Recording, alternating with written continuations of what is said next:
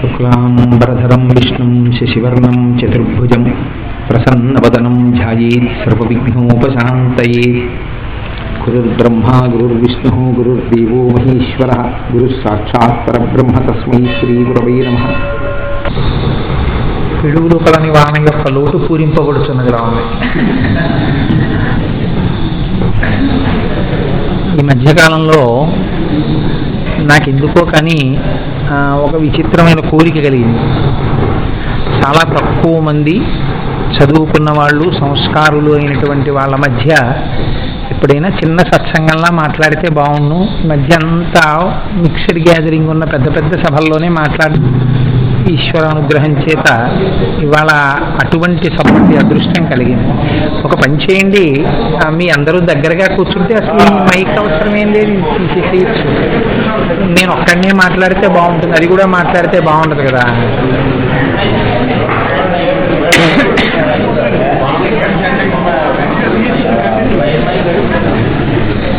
నాయుడు గారు పర్వాలేదు ఇలా రండి, ఇటువైపు వచ్చి కూర్చోండి దగ్గరగా.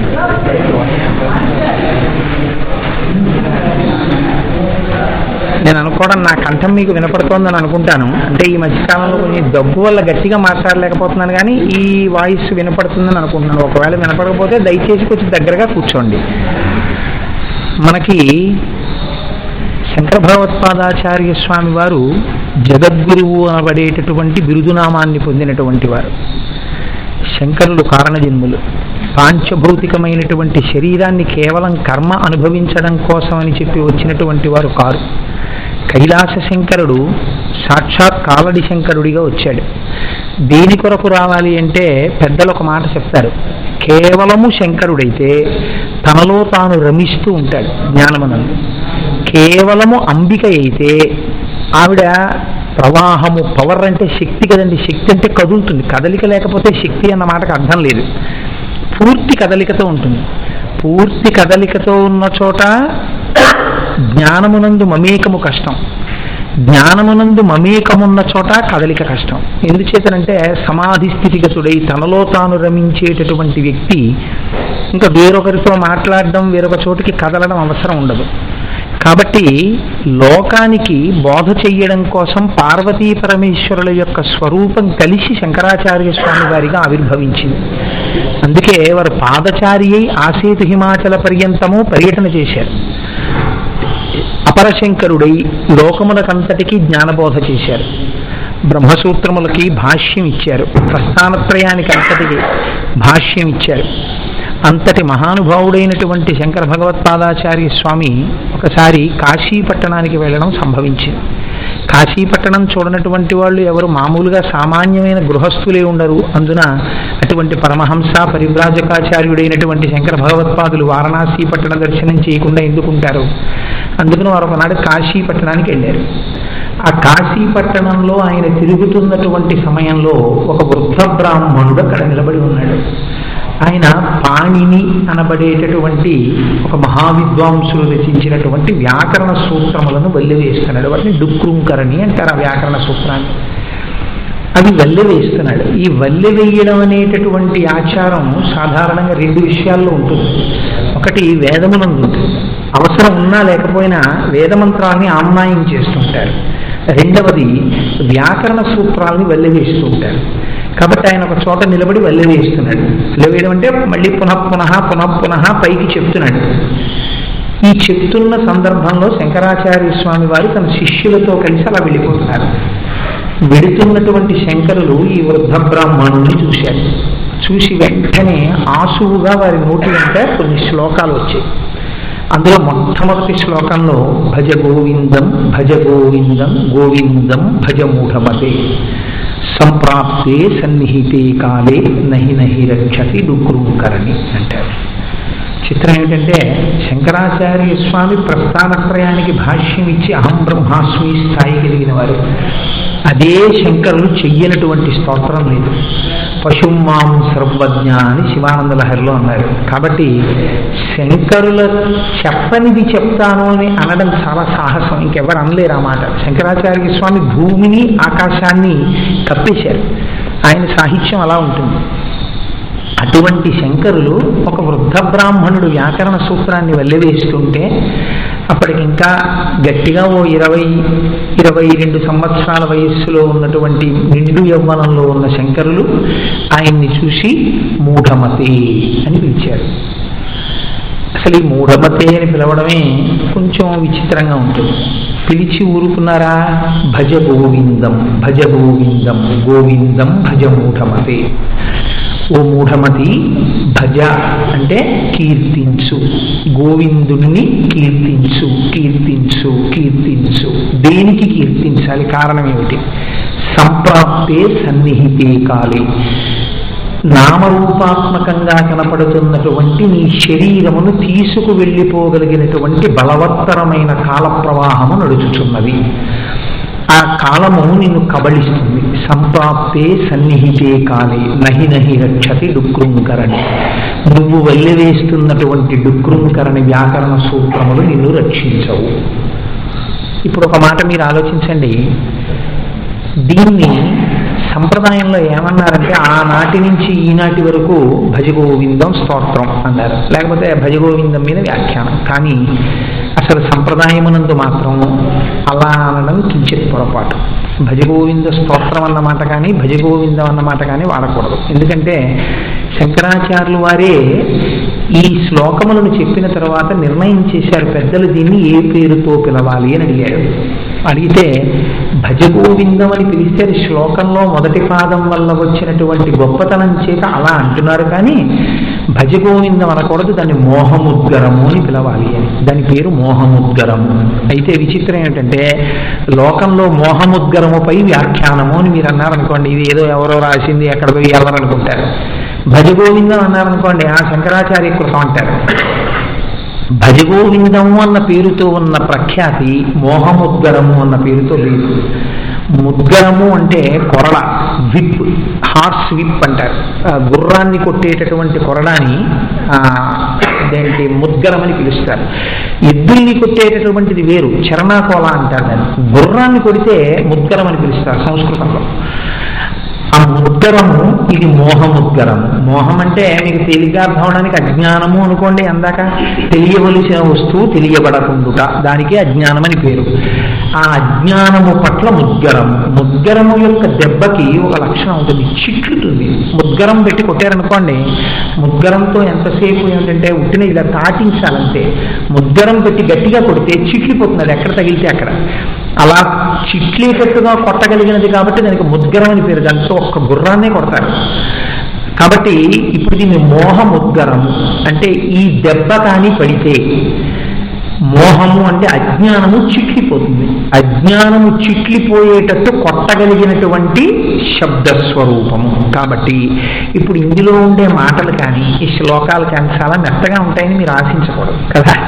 భజగోవిందం కానీ మోహముద్గరం కానీ చెప్పండి అని మీరు అడిగారు అనుకోండి, రామాయణంలో కావ్య భాష ఉన్నట్టు అందులో ఉంటుందని మీరు ఊహించకూడదు. కాబట్టి మొట్టమొదట భజగోవిందము వాట్ ఇట్ ప్రీసపోజెస్ అంటే అది మోహముద్గరము, హార్స్ విప్ అలాగే ఉంటుంది దాని యొక్క భాష.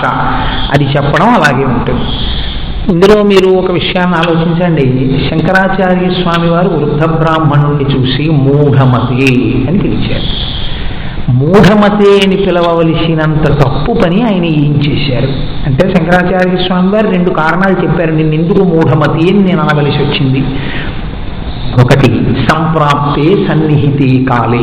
ఈ కాలము ఆగకుండా వెళ్ళిపోతుంది. వెళ్ళిపోతున్నప్పుడు నిన్ను గ్రహించేస్తుంది, నిన్ను తీసేస్తుంది, నీ నామరూపాలు ఉండవు, శరీరాన్ని కబళించేస్తుంది. అప్పుడు నువ్వు చెప్తున్న ఈ డుక్రుంకరణి సూత్రాలు నిన్ను రక్షించవు.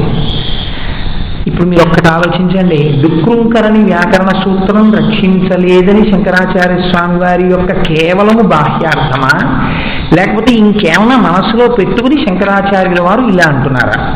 శంకరాచార్యుల వారు జగద్గురువులే కావచ్చు, మహానుభావుడే కావచ్చు, అంత గబుక్కుని మూఢమతే అని అంటారా? శంకరులు ఎక్కడా అలాంటి ప్రయోగం చేయలేదు, ఎప్పుడు అలా మాట్లాడలేదు, అంత పరుషంగా వారు మాట్లాడలేదు. మరి అటువంటి శంకరులు మూఢమతే అని పిలవచ్చా బ్రాహ్మణుడు, పైగా వృద్ధుడు? వ్యాకరణ సూత్రం గురించి అంత తక్కువ చేసి శంకరాచార్య స్వామి మాట్లాడచ్చా? ఎందుకనంటే వ్యాకరణం అనేటటువంటిది వేదములకు ఉండేటటువంటి అంగములలో ఒకటి. వేదాంగమైనటువంటిది అంటే ఇప్పుడు నా శరీరం ఉందనుకోండి, నా శరీరంలో నా చేతులు నా కాళ్ళు ఎలా నాకు అంగములో, వేదములకు అంగములలో వ్యాకరణము కూడా ఒక అంగము. అటువంటి అంగాన్ని కించపరిచి వేద ప్రమాణాన్ని నిలబెట్టడానికి వచ్చినటువంటి శంకరాచార్యుల వారు మాట్లాడారు కదా. మరి ఏ దృష్టితో శంకరులు అలా పిలిచారు? దీన్ని సహేతుకమైనటువంటి కోణంలో మీరు విచారణ చెయ్యకపోతే అసలు మీకు దాని నేపథ్యం అందదు.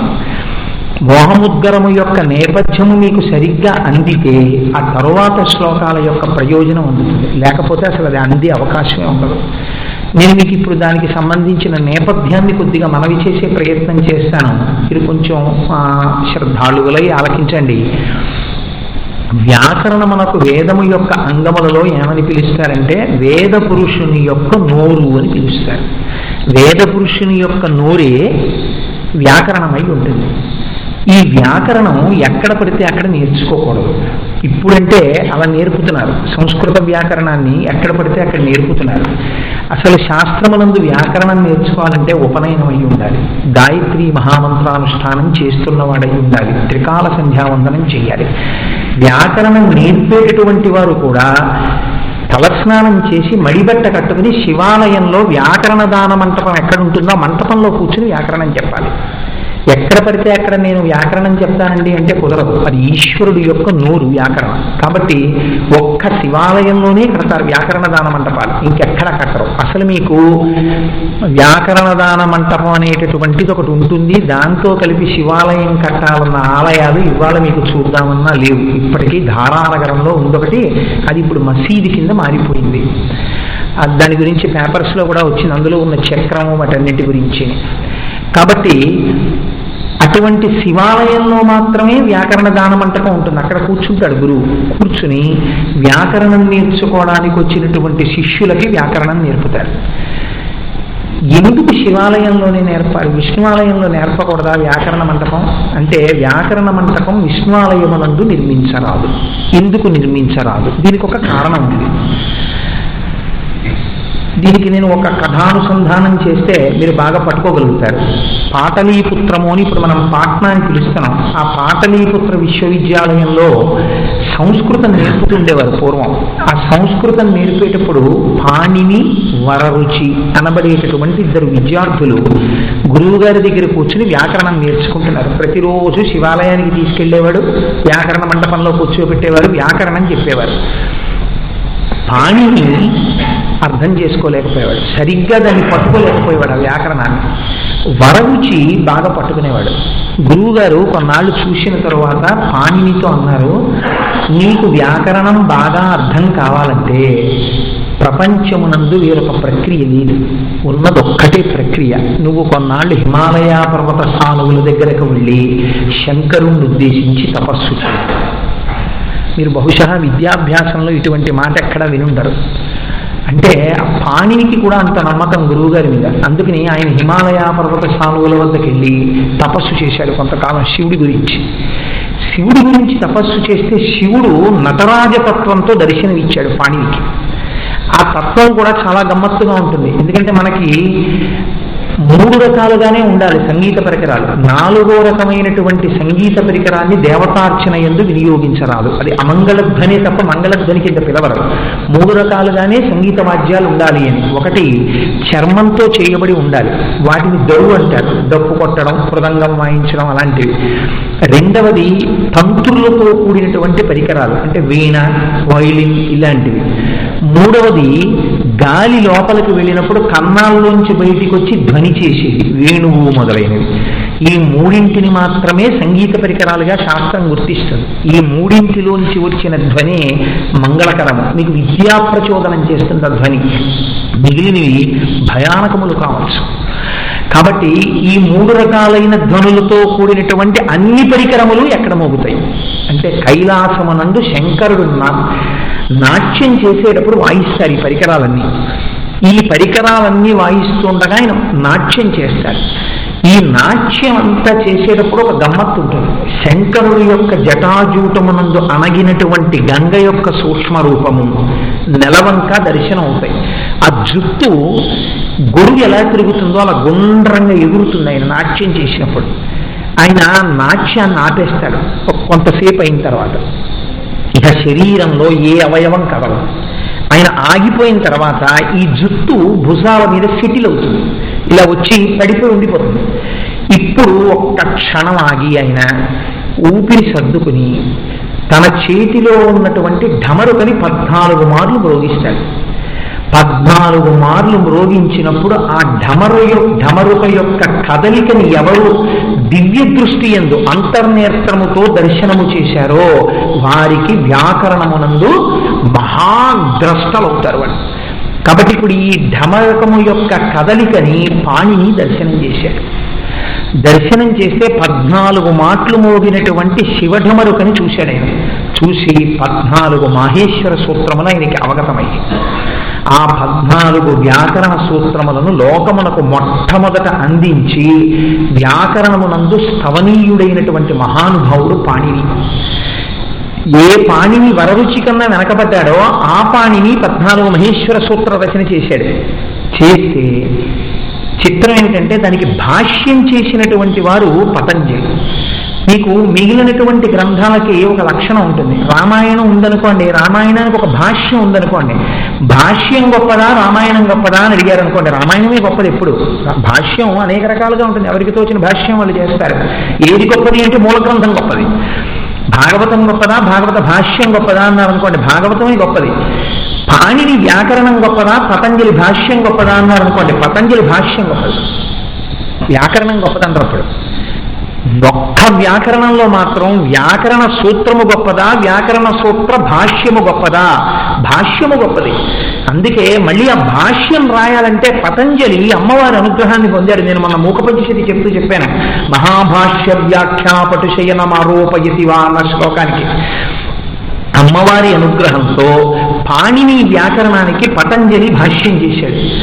భాష్యం కన్నా సాధికారిక వివరణ ఇస్తే వార్తికం అంటారు, దాన్ని వరరుచి ఇచ్చాడు. ఏ వరరుచి కన్నా పాణిని వెనకపడ్డాడో ఆ పాణిని మూల వ్యాకరణ దర్శనం చేశాడు. నటరాజస్వామి వారి యొక్క చేతి కదలికని దర్శనం చేసి, ఇప్పుడు ఇలా దర్శనం చేసినప్పుడు దీన్ని ఏమంటారంటే వ్యాకరణమునకు శబ్ద బ్రహ్మోపాసనము అని పేరు, సంగీతమునకు నాదోపాసనము అని పేరు. వ్యాకరణమునందు ఏ వాక్య నిర్మాణము ఎలా జరగాలో చెప్పి దాని చేత శబ్దము ఎలా ప్రతిపాదింపబడాలి అన్నదాన్ని నిర్ణయం చేస్తారు. ఆ శబ్దమునకు గౌహు అని పేరు సంస్కృతంలో.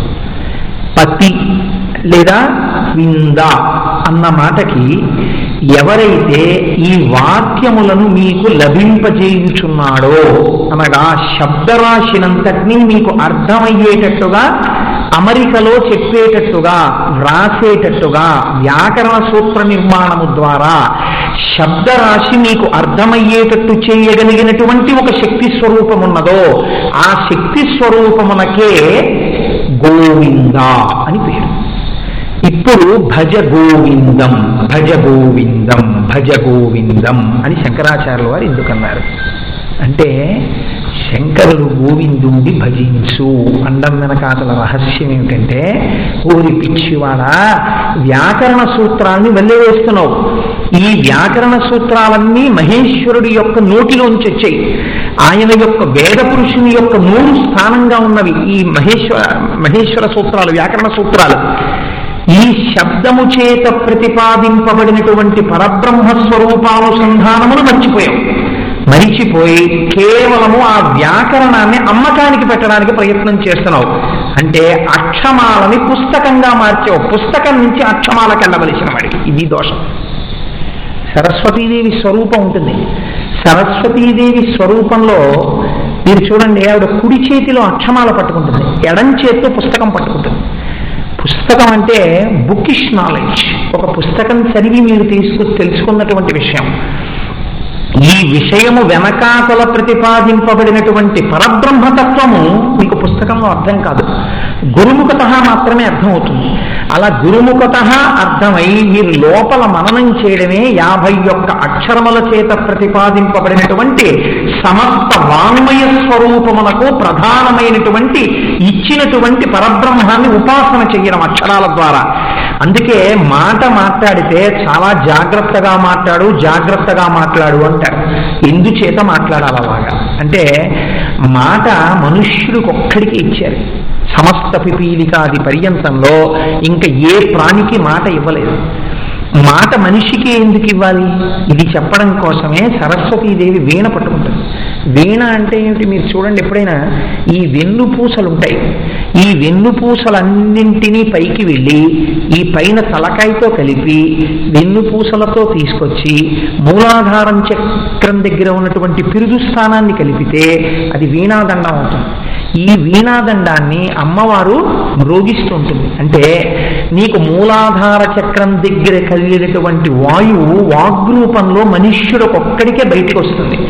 మిగిలిన పిపీలికాది పర్యంతంలో ఎంత పుణ్యం ఉండనివ్వండి, అది గుళ్ళోకి వెళ్ళగలదేమో పుణ్యం ఉంటే, లేకపోతే ఒక సాలెపురుగులా పూజ చేయగలదేమో, ఒక ఏనుగులా పూజ చేయగలదేమో, ఒక పాములా పూజ చేయగలదేమో, స్తోత్రం మాత్రం చేయలేదు.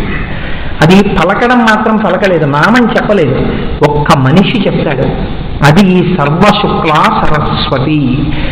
సరస్వతీదేవి చేతిలో ఉన్నటువంటి వీణయే నీకి ఇయ్యబడినటువంటి వాగ్రూపము. నీలోంచి పైకొస్తున్న వాక్కు సరస్వతీ స్వరూపం కాబట్టి అది అమ్ముడు పోవడానికి ఉపయోగింపబడేది కారాదు.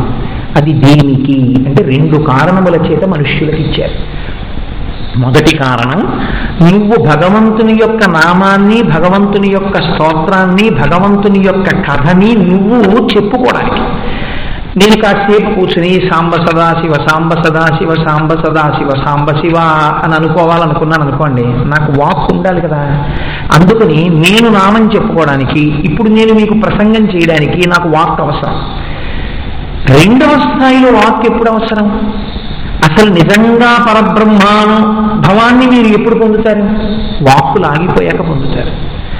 ఏ వాక్కులు లేకుండా నిశ్శబ్దంలో, మౌనంలో, సమాధి స్థితిలో మీరు పరబ్రహ్మానందాన్ని పొందుతారు. పరబ్రహ్మానందాన్ని పొందేసినటువంటి వ్యక్తి ఆ ఆనందాన్ని ఎలా పొందడానికి అవకాశం ఉన్నది అన్నది చెప్పకుండా శరీరాన్ని వదిలిపెట్టేశాడు అనుకోండి ఆ గురువు, ఆ తర్వాత తరాలకి ఇంకా ఎలా అందుతుంది మార్గం? కాబట్టి ఇప్పుడు తాను తరించిన గురువు తరించవలసిన మార్గాన్ని మిగిలిన వాళ్ళకి చెప్పడానికి వాక్కు అవసరం. ఈ 2 ప్రయోజనాలకే వాక్కునిచ్చారు.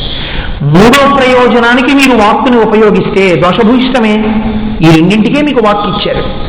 కాబట్టి అన్నిటికన్నా చాలా లెక్క పెట్టి మాట్లాడవలసినది, ఉపయోగించవలసినది ఇది మనుష్య జన్మలో వాక్కే. ఈ వాక్కు యొక్క స్థానము వేద పురుషునికి నోరు, ఆ నోరు వ్యాకరణము, ఆ వ్యాకరణ సూత్రములను నేర్చుకున్నవాడివి నువ్వు. కాబట్టి నువ్వు వేద పురుషుని యొక్క నోటి స్థానమనందున్నావు. పైగా నువ్వు ద్విజుడవై ఉన్నావు, నీకు గాయత్రీ సంస్కారం ఉంది. ఇటువంటి వాడివి వృద్ధాప్యంలో ఉన్నావు. కాబట్టి నువ్వు తరించవలసినటువంటి మార్గాన్ని ఆలోచించాలి. ఇది మానేసి నువ్వు ఇప్పుడు ఏం చేస్తున్నావు అంటే ఈ వ్యాకరణ సూత్రాన్ని కాశీపట్టణంలో నిలబడి అదే పనిగా వెళ్ళి వేస్తే ఈయనకి వ్యాకరణం చాలా బాగా వచ్చు అని కొంతమంది విద్యార్థులు వస్తారని, ఈ వ్యాకరణాన్ని చెప్పి నువ్వు కొంత డబ్బు సంపాదించచ్చని నిష్కారణంగా వ్యాకరణ సూత్రాల్ని వెళ్ళవేస్తున్నావు. నీ లోపల ఉన్న భావన అది.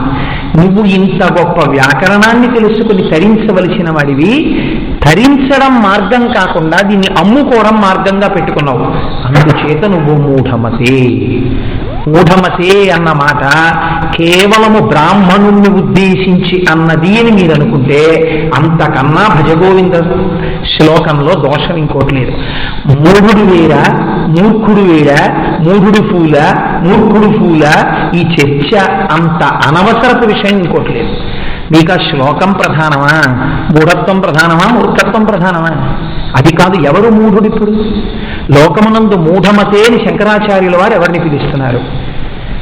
వాక్కుతో తరించగలిగినటువంటి స్థితిని పొంది మనుష్యుడుగా జన్మించినటువంటి ఎవరు ఆ వాక్కుని దుర్వినియోగం చేసినా వాళ్ళందరూ మూఢమతులే. వాక్కు ఈశ్వరుడిస్తే ఆ వాక్కు ఒక్కనాడు కూడా ఈశ్వరార్చనకు ఉపయోగపడలేదు. కూర్చుని ఒక్కనాడు భగవన్నామని చెప్పలేదు, ఒక్కనాడు భగవత్కథ చదవలేదు, తాను తన పిల్లలకి కానీ ఇంకోళ్ళకి కానీ ఒక్క భగవత్కథ చెప్పలేదు, లేదా తనకి భగవత్ సంబంధంగా ఉన్నటువంటి ఒక అనుభవాన్ని తాను ఎప్పుడూ ఎవరికీ చెప్పలేదు. ఇప్పుడు ఆ వాక్ ఎందుకు పనికొచ్చింది?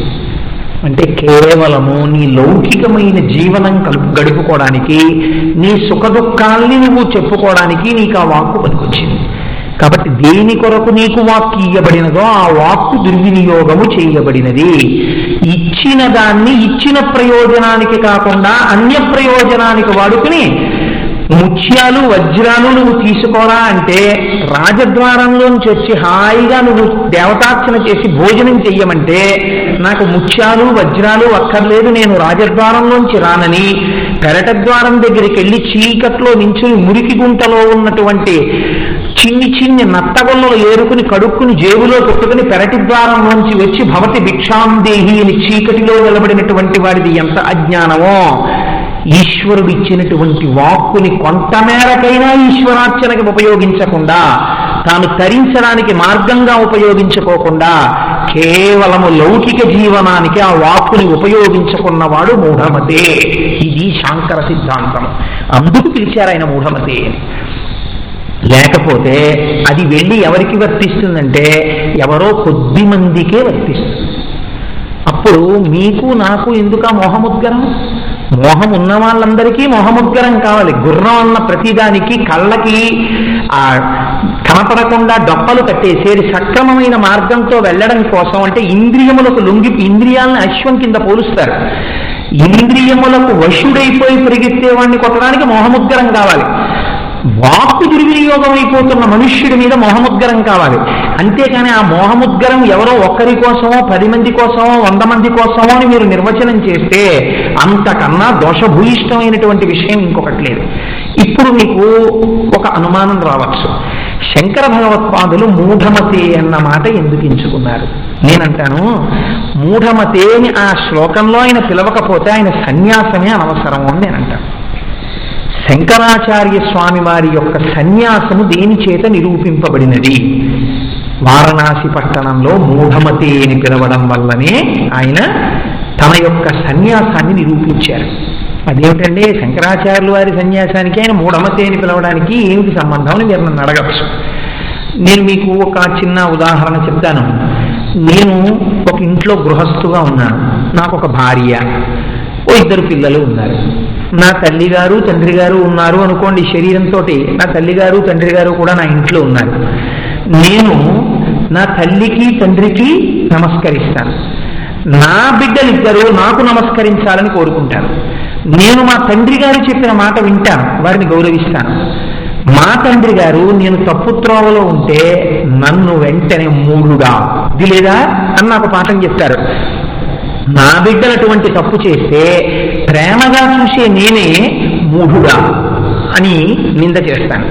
ఇప్పుడు మూఢుడా అని తండ్రి బిడ్డల్ని నింద చేయడం, మూఢుడా అని తన పెద్దల చేత అనిపించుకోవడం పరిణతియా కాదా?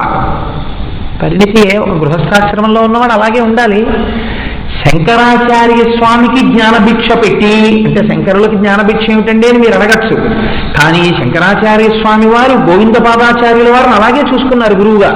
కాబట్టి శంకరులకి జ్ఞానభిక్ష పెట్టినటువంటి గురువులు ఎవరున్నారో, వ్యాసుడి వంటి మహాపురుషులు ఎవరున్నారో అటువంటి వారికి శంకరాచార్య స్వామి వారి నమస్కారం. గృహస్థ తల్లిదండ్రులకి నమస్కారం చేసినట్టు. అందుకే వివేక చూడామణిలో శంకరాచార్యుల వారు మాట అంటారు, గోవిందం పరమానందం మద్గురుం ప్రణతోస్మి నిత్యం అంటారు. ప్రణతోస్మి అహం, నేను నమస్కరించుచున్నాను. ఎవరికి? గోవిందం పరమానందం మద్గురుం, మా గురువు అయినటువంటి పరమానంద స్వరూపుడైనటువంటి గోవిందపాదులకు నేను నిత్యము నమస్కరించుచున్నాను. తన మీద గురు పరంపరకి నమస్కారం. తన కింద ఉన్నటువంటి శిష్యుల్ని, వాడెవడో వ్యాకరణ సూత్రాలు చదువుకుంటే మనకి ఎందుకు వచ్చిన గొడవ, ఏదో మన శిష్యులకైతే మనం చెప్పచ్చు, కానీ వాడెవరు నాకు తెలుసా ఏమన్నా, నాకు ఎందుకు వచ్చిందండి ఆయన గొడవ అని శంకరాచార్య స్వామి వారు వెళ్ళిపోయారనుకోండి, దాని ఎందుకు ఒక పెద్ద దోషం ఉంది.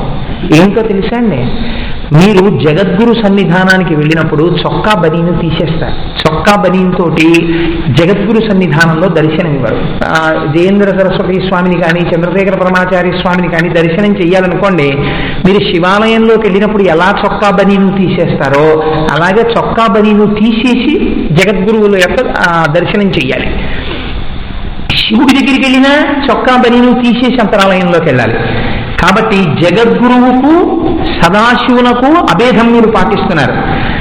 సదాశివుడు ఎప్పుడైనా లోకానికి ఏదైనా చెప్పవలసి వస్తే కొంతమందికే నేను ఇది చెప్తున్నానని ఎప్పుడు చెప్పడం, అందరినీ ఉద్ధరించడానికే చెప్తాడు. తనకున్న చిన్న కుటుంబాన్ని విడిచిపెట్టి లోకాన్నంతటినీ ఉద్ధరించడానికి జగద్గురు బిరుదాన్ని తాను స్వీకరించి లోకాన్ని ఉద్ధరించడం కోసమని సన్యాసం స్వీకరించినటువంటి శంకరులు తప్పు త్రోవలో వెళ్ళిపోతున్నటువంటి ఒక బ్రాహ్మణుణ్ణి అడ్డుపెట్టి లోకానికంతటికీ పాఠం చెప్పకపోతే ఆయన సన్యాసం వ్యర్థమైపోతుంది. ఇంకెందుకు ఆ సన్యాసం? కాబట్టి అవకాశము దొరికినప్పుడు దాన్ని అడ్డుపెట్టి లోకానికి పాఠం చెప్పాలి జగద్గురు. కాబట్టి ఇప్పుడు అలా చెప్పడానికి అధికారం ఎక్కడి నుంచి వచ్చింది ఆయనకి? ఆయన మామూలు లౌకికమైన గురువు కాదు, ఆయన సన్యాసము స్వీకరించిన జగద్గురువు. కాబట్టి ఇప్పుడు ఆయన సన్యాసం స్వీకరించారు కాబట్టి ఆయనకి లోకమంతా ఆయన కుటుంబం. ఇప్పుడు లోకాన్నంతటిని ఆయన రక్షించాలి. శంకరుల శరీరం ఆ రోజు నుండి ఇవాళ లేదు శంకరుల శరీరం, కానీ శంకరులు ఆనాడు చెప్పిన మోహముగ్గులం ఆనాటి నుంచి ఈనాటి వరకు ఉంది. శంకరుల చేతి కొరడాగా శబ్దస్వరూపంతో మోహముద్గరం ఉండిపోయింది. ఆ రోజు శంకరాచార్య స్వామి నాకు ఎందుకు లేదు ఇంతోటి ఎందుకు వచ్చింది నాకు ఎలా పోతే అలా పోయాడని శంకరాచార్య వారు నా శిష్యులకైతే చెప్తారని వెళ్ళిపోయారు అనుకోండి, ఇవాళ మీకు ఈ మోహముద్గరం అంది ఉండి ఉండేదా? అందదు. సన్యాసమును సార్థకము చేసుకున్నవాడు అంటే లోకములకంతటికీ ఎప్పుడెప్పుడు ఎక్కడెక్కడ ఏ పాఠం చెప్పవలసి వస్తే ఆ పాఠాన్ని చెప్పి లోకాన్ని తన కుటుంబంగా చూసి లోకోద్ధరణ చెయ్యాలనుకున్నవాడు మాత్రమే జగద్గురు. తప్ప స్వార్థంతో ఆలోచించి నా శిష్యులకైతే చెప్తాను వీళ్ళైతే నాకెందుకని వెళ్ళిపోయినటువంటి వాడు సన్యాసం స్వీకరించిన వాడు ఎందుకు అవుతాడు? కొంతమందికి అయితేనే చెప్తాం కొంతమందికి అయితేనే చెప్పమంటే ఇంకా సన్యాసం ఎందుకు అవుతుంది? కాబట్టి శంకరాచార్య స్వామి వారి సన్యాసము నిరూపింపబడినటువంటి స్థితి భజగోవిందమనబడేటటువంటి మోహముద్గరము ప్రస్తావన చేయబడినటువంటి సన్నివేశం. కాబట్టి ఇప్పుడు శంకరాచార్యుల వారు నా బిడ్డడు ఓ చిన్న తప్పు చేశాడనుకోండి, ఎరా అలా చేయకూడదంటారు. నా బిడ్డడు చాలా ప్రమాదకరమైనటువంటి తప్పు చేసేస్తున్నాడు అనుకోండి, నేనేదో మేడ మీదకి వెళ్ళి ఆ తువ్వాలు ఆరేసుకుందామని మేడెక్కాను. నేను మేడెక్కేటప్పటికీ నా కొడుకు ఏదో టీవీలో చూసి ఏదో స్పైడర్ మ్యాన్ దూకినట్టుగా మేడ నుంచి కిందకి దూకేద్దామని నేను ఒకసారి చూశాను అలాంటి సన్నివేశం. అందుకని ఉదాహరణ చెప్తున్నాను. వెనకాతలో ఓ తువ్వాలు కట్టుకుని స్పైడర్ మ్యాన్ దూకినప్పుడు ఎలా ఎగురుతుందో అలా ఎగురుతుంది అన్న ఉద్దేశ్యంతో పిట్టగోడెక్కి దూకడానికి సిద్ధంగా ఉన్నాడు అనుకోండి. అప్పుడు నేను ఒరే నాయన అలా దూకకూడదురా, అది తప్పురా నాన్న ఇగో అంటానా? అనను. ఏమంటాను? ఓరి మూఢుడా బుద్ధుందా లేదంటే పిట్టగోడెక్కి దూకుతున్నా దిగవతలకి అంటాను. ఎందుకంత కోపం నేను ప్రకటించాలి? నేను ఆ కోప ప్రకటన చెయ్యకపోతే అక్కడ రక్షణ లేదు. నా వాణి వాడిని ఇంకా ఆలోచించుకునే అవకాశం ఇవ్వకూడదు. ఉత్తర క్షణం వాడు ఆ మాట పాటించేటట్టు ఉండాలి. ఎందుకంత తొందర శంకరాచార్యుల వారికి? అయిపోతుంది, వృద్ధాప్యంలోకి వచ్చేసాడు, ఇంకా చేసే అనుష్ఠానం లేదు. ఇప్పటికీ వదిలిపెట్టలేదమ్మో, ఇంకా డబ్బు సంపాదిద్దామని యావే, ఇంకా ఏదో చేసేద్దామని తాపత్రయమే. ఎందుకు నిలుచుకున్నావు ఇంకా వ్యాకరణం? ఆ వ్యాకరణం ఎక్కడి నుంచి వచ్చింది ఎప్పుడైనా ఆలోచించావా? ఆ వ్యాకరణ సూత్రాలు పరమశివుడి యొక్క ఢమరకలోంచి వచ్చిన మహేశ్వర సూత్రములు. అటువంటి దాన్ని మహాభాష్యమని పిలిచింది మహానుభావుడు పతంజలి చేస్తే. అటువంటి వ్యాకరణం నేర్చుకుని నేను ఆ శబ్దము యొక్క ఆజ్యస్థానమును పట్టుకుని తరించాలన్న ఆలోచన నీకు ఎప్పుడైనా వచ్చిందా? ఎప్పుడు రాలేదు. ఈ వయస్సులో కూడా ఇంకా ఉనికిపోతూ ఇంకా మృత్యువుకి సన్నిహితం అయిపోతూ కూడా ఇవి అమ్ముకుని నువ్వు డబ్బు సంపాదిద్దాం అనుకుంటున్నావా? మూఢమతే. ఈ మాట శంకరుడు అనకపోతే వాడు ఉద్ధరింపబడ్డాడు. ఆ స్థాయిలో ఉన్న వాళ్ళని ఎవరినైనా జగద్గురువులు అలా పిలవకపోతే ఉద్ధరింపబడదు. కాబట్టి ఉత్తర క్షణం వారిని రక్షించాలంటే మూఢమతే, తప్పదు. మామూలుగా హాస్పిటల్కి జలుబు దగ్గు వచ్చి హాస్పిటల్కి వెళ్ళారనుకోండి, వెళ్ళి ఓపీ టికెట్ రాయించుకోండి, డాక్టర్ గారి దగ్గరికి వెళ్ళండి అంటారు. ఎవరో ఒక ఆయనకి గుండెపోటు వచ్చేసి ఎగూపిరి వచ్చేసింది అనుకోండి, ఆయన హాస్పిటల్కి వెళ్ళినప్పుడు ఓపీ టికెట్ రాయించుకొని రండి అంటారేంటి?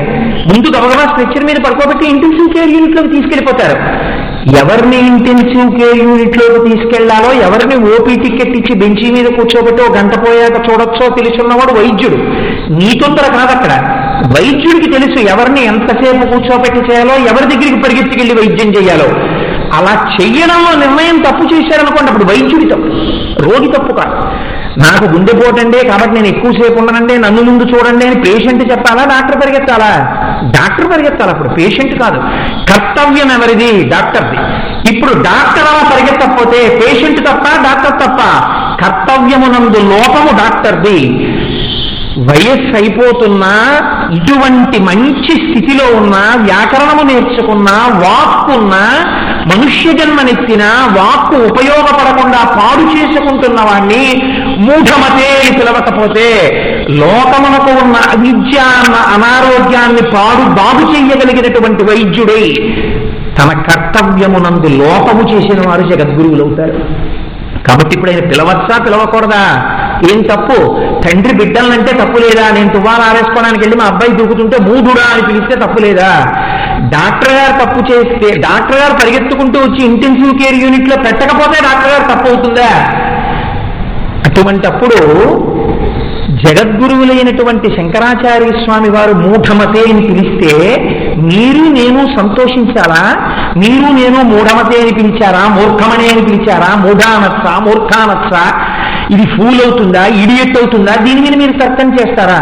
అలా తర్కం చేసిన నాడు మీరు శాంకరవాంగ్మయమునందు ఆ శ్లోక ప్రయోజనాన్ని మీరేమందుకుంటున్నారు? మీకు అక్కర్లేదనమాట ఆ శ్లోక ప్రయోజనం. మూఢమతే అని పిలిపించుకోవడానికి ఎవరు ఇష్టపడుతున్నారో వాళ్ళ పట్ల అది మోహముద్గరము. అంటే మోహముద్గరాన్ని వినే ముందు నేనే స్థితిలో ఉన్నాను పరిశీలన చేసుకోవాలి. ఈశ్వరుడు వాక్కిచ్చాడు, ఇచ్చినా నేను ఎంతసేపు మౌనంగా ఉంటుంటాను, నేను ఇన్ని మాటలు మాట్లాడుతుంటాను, నేను మాట్లాడిన మాటల్లో లొల్లి మాటలు ఎన్నుంటాయి, భగవత్ సంబంధమైన మాటలు ఎన్నుంటాయి, నేను ఈశ్వరానుభవాన్ని జీవితంలో ఇన్ని మాటలు పొందాను, నేను పూజ చేస్తుండగా నా కన్నుల వెంట నీరు కారిన సందర్భాలు ఇన్ని, నాకు రోమాంచితమైన సందర్భములు ఇన్ని, నాకు ఎంతమంది పెద్దల దగ్గర కూర్చుని నేను మంచి మంచి విషయాలు విన్నాను, విన్నప్పుడు నేను పొందిన ఆనందమేమి, నేను ఎన్ని సందర్భాల్లో నా బిడ్డలతో ఆ ఆనందం పంచుకున్నాను. కాబట్టి నా వాక్కు జీవితంలో ఎన్ని మాటలు సద్వినియోగం అయింది, ఈ వాక్కు ఎన్ని మాటలు దుర్వినియోగం అయింది. ఈశ్వరుడు ఇచ్చినటువంటి వాక్కు దుర్వినియోగమైపోయినటువంటి రాశి ఎక్కువ, నేను సద్వినియోగం చేసిన రాశి ఎక్కువ. మీరు ఖాతాలో పెట్టి చూసుకుంటే, నా బోటివాడి విషయంలో చెప్తున్నాను, మీ బోంట్ల గురించి నేను చెప్పట్లేదు, ఖచ్చితంగా వాక్కు దుర్వినియోగమైపోయినటువంటి రాశి ఎక్కువగా ఉంటుంది. అటువంటి వాడిని ఉద్ధరించడానికి నాన్న బాబు అలా ఉండకూడదు నాన్న అంటే తొందరగా తలకెక్కుతుందా? ఇప్పటికే చాలా కాలం వెళ్ళిపోయింది, జీవితమా పశ్చిమ దిశ వైపుకి ప్రయాణం అయిపోతోంది. మూఢమతే అని పిలిస్తే ఉలిక్కి పడి వింటాడు, ఏమైంది నా ఎందు తప్పని. సరియైనటువంటి ప్రాజ్ఞత ఉన్నవాడైతే శంకరాచార్య స్వామి వారి చేత మూఢమతి అని పిలిపించుకోవడానికి కావలసిన సమస్త అర్హతలు నా యందున్నవి అని మీరు అనుకుంటే, కొన్ని శ్లోకాలు దాటిన తర్వాత శంకరాచార్య స్వామి వారి చేత భ్రాత, తమ్ముడా, సోదరుడా అని కూడా మీరు పిలిపించుకుంటారు. నేను మూఢమతే అని పిలిపించుకోవడానికి నాకు ఆభిజాత్యం అడ్డొస్తుంది అంటే ఇంకా జగద్గురువులైనటువంటి శంకరాచార్య స్వామి వారు ప్రయోగించినటువంటి మోహముద్గరం వాడి మీద పనిచేయకపోతే వాడు హీనోపాధిలోకి వెళ్ళిపోవడం తప్ప వాడిని రక్షించగలిగినది లోకమునందు ఉండదు. కాబట్టి చూడండి, నోరు విప్పితే సాధువచనం తప్ప ఇంకొకటి మాట్లాడనటువంటి వ్యక్తి ఎప్పుడైనా తన జీవితంలో కొంచెం కాఠిన్యముతో కూడిన వాక్కు పలికాడనుకోండి, ఏదో ఉందన్నమాట, మీరు పరిశీలన చేయవలసినటువంటి విషయం. కాబట్టి శాస్త్రంలో శంకరాచార్య స్వామి వారి సాహిత్యం ఒక పక్కనుంటే, ఇవాళ లోకంలో సంగీతంలో కూడా వెళ్ళిపోయినటువంటిది ఏదైనా ఉంది అంటే మోహముద్గరమే. ఆఖరికి ఏ స్థాయిని పొందేసిందంటే మోహముద్గరం, భజ గోవిందం భజ గోవిందం గోవిందం భజ మూఢమతే అది పల్లవైపోయి కూర్చుంది. ఆయన అలా సంగీతం చేద్దామని ఆయన ఏం అనలేదు. ఎక్స్టెంపోర్ అంటారు చూసారా ఇంగ్లీష్లో, అలా ఇంత ఎక్స్టెంపోర్గా మాట్లాడినా తన ఆచార్య స్థితి ఎందు ఆయన నిలబడ్డారు. ఇది శాంకర ప్రజ్ఞ, ఇది జగద్గురువుల ప్రజ్ఞ అంటే. అలా మాట్లాడుతున్న శంకరాచార్య స్వామి వారి యొక్క శ్లోకం ఆయన ప్రమేయం లేకుండా ఒక అద్భుతమైనటువంటి కీర్తన అయిపోయింది.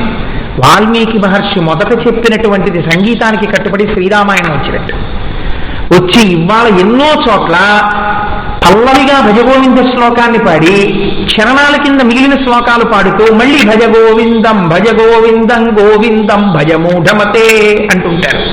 కాబట్టి ఇప్పుడు మీరు ఒకటి ఆలోచించండి, శంకరాచార్య స్వామి వారు భజ గోవిందం అన్న మాట యందు నేనైతే అంటానో గోవింద శబ్దము చేత శివుడు ప్రతిపాదింపబడ్డాడని నేను అంటాను. మీకేం అభ్యంతరం? మీకేమైనా అభ్యంతరం ఉందా?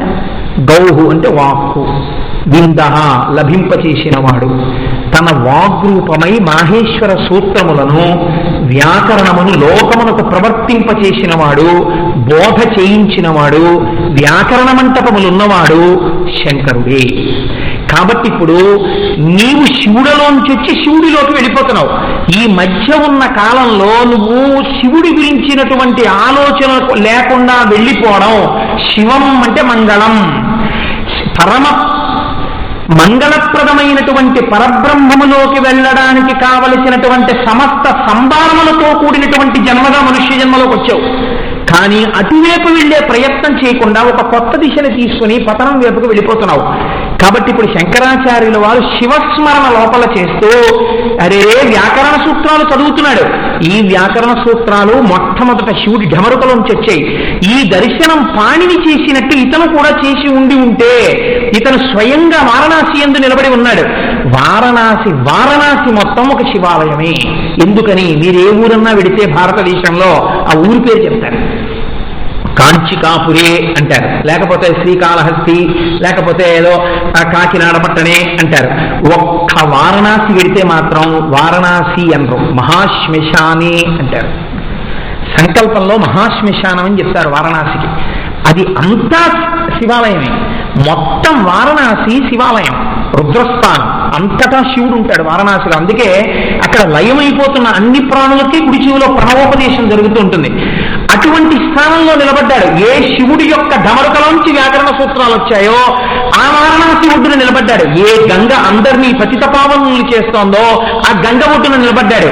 ఇంత పుణ్యస్థానంలో, ఇంత పవిత్ర స్థానంలో నిలబడి ఏ ఢమరుక యొక్క ధ్వని చేత ఈ వ్యాకరణ సూత్రాలు వచ్చాయో ఆ ఢమరుక దర్శనం చేయడానికి యోగ్యమైన భూమి యందుండి అది చెయ్యడం మానేసి దాన్ని వెలకట్టి అమ్ముకుంటున్నాడు.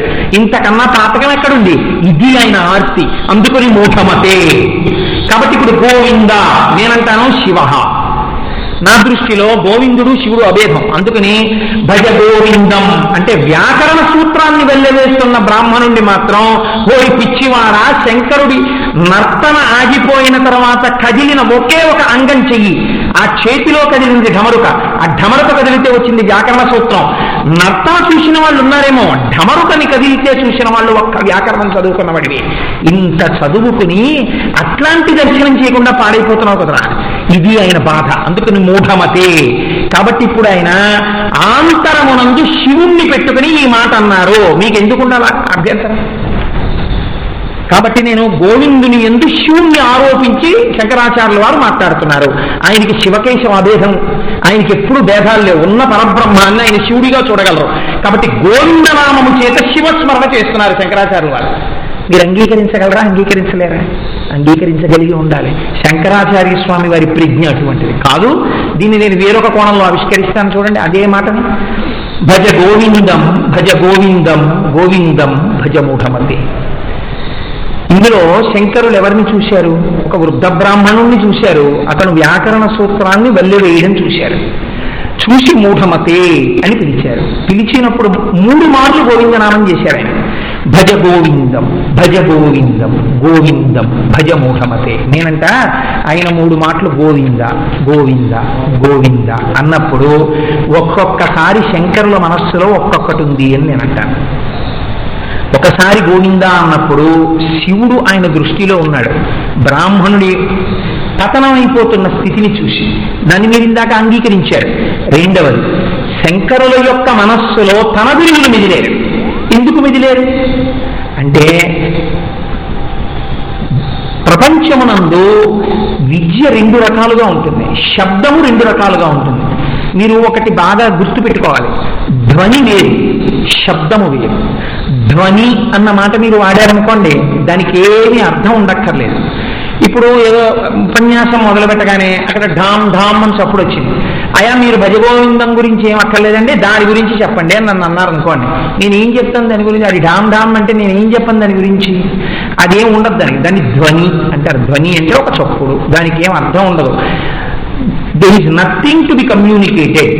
ఆ ధ్వని వలన మీకు అందేది ఏమి ఉండదు. బహుశా అక్కడ ఏదో చప్పుడు అవుతోంది అని మీరు గ్రహిస్తారు. ఇది ఎలా ఉంటుందంటే పెద్దలైన వారు కూడా అని ఏదో అనుకుంటూ ఉంటారు వాళ్ళల్లో వాళ్ళు. ఓ ధ్వని. పసిపిల్లాడు ఆడుకుంటూ ఉంగా అనేదో అంటుంటాడు. దానికి ఏమి అర్థం ఉండదు, అదొక ధ్వని. ఇప్పుడు అదేదో అరుస్తోంది, అదో ధ్వని. బహుశా దానికి కూడా కొద్దిగా ఏమైనా ఉంటుందేమో, ఆ జంతుశాస్త్రం తెలిస్తే దాని మనస్సులోకి ప్రవేశించగలిగితే అనే అర్థం ఉందేమో. కానీ ధ్వనికి అర్థం ఉండదు. శబ్దము అన్న మాట మీరు ఎప్పుడైనా వాడారనుకోండి, ఒక విషయం వెంటనే జ్ఞాపకం పెట్టుకోవాలి. శబ్దము రెండు రకాలుగా ఉంటుంది. ఆహత శబ్దము, అనాహత శబ్దము అని రెండు రకాలు.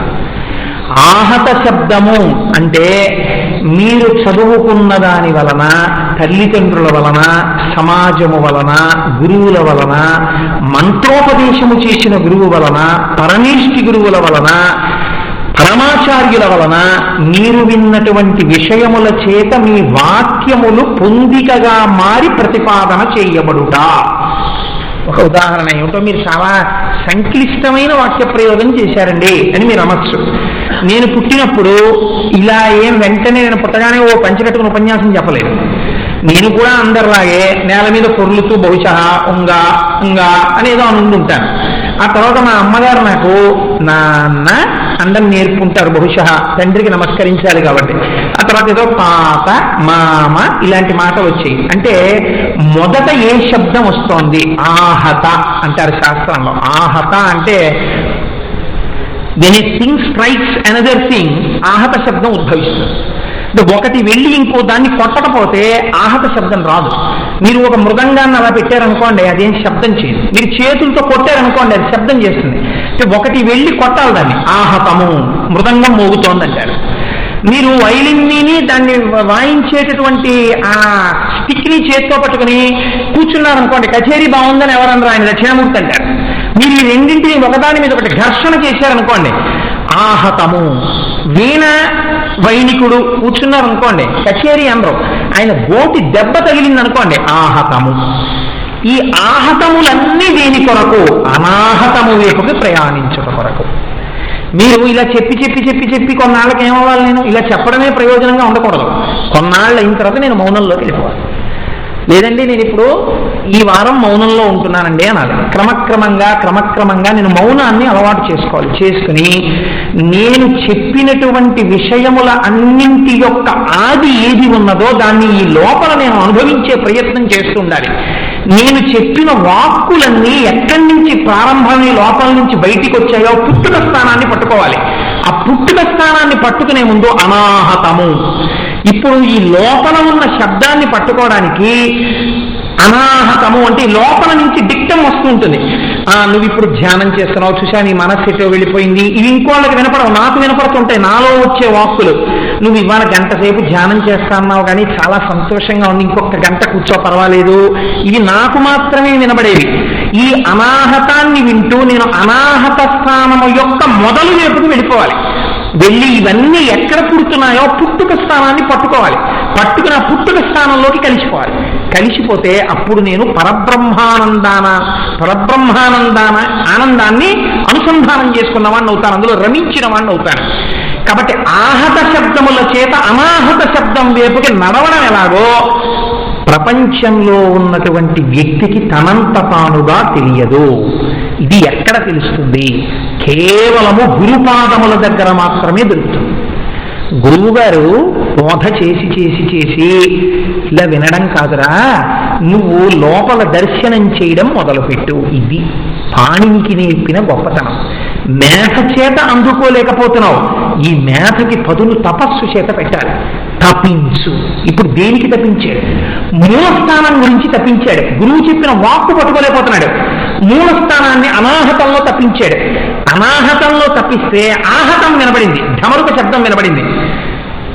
తనకన్నా ముందున్న వరరుచి తను చెప్పిన దానికి వార్తికం రాసేవాడయ్యాడు. తానేమో మహేశ్వర సూత్రములు, వ్యాకరణ సూత్రములకి ద్రష్ట అయ్యాడు. ఎలా అయ్యాడు? అనాహతము వైపుకి వెళ్ళిన వాడు ఆహతము కన్నా ముందుకు వెళ్ళిపోయాడు. ఎవడు ఎక్కువ మౌనంలో ఉన్నాడో వాడు మాట్లాడిన వాడి కన్నా చాలా ప్రాజ్ఞుడై ఉన్నాడు. రమణ మహర్షి గొప్పవారా, లేకపోతే ఉపన్యాసాలు చాలా చెప్పేటటువంటి ఎవరో ఒక వ్యక్తిని చెప్పి మీరు చాలా అద్భుతంగా చెప్పేటటువంటి ఆయన గొప్పవారా అంటే ఎంత గొప్పగా ఉపన్యాసాలు చెప్పినా రమణులే గొప్పవారు. ఎందుకంటే అనాహత స్థానము యొక్క ఆదిని పట్టుకుని దానిలోకి లయం అయ్యారు ఆయన. అలా ఎలా లయం అవ్వచ్చు? గురువు నేర్పుతాడు. మా గురువులు మాకు నేర్పారు. గోవిందపాదులు శంకరాచార్య స్వామి వారి యొక్క గురువులు. నా గురువు నాకు నేర్పారు, నువ్వు లోపల పరబ్రహ్మ దర్శనము చెయ్యి అని నేర్పారు.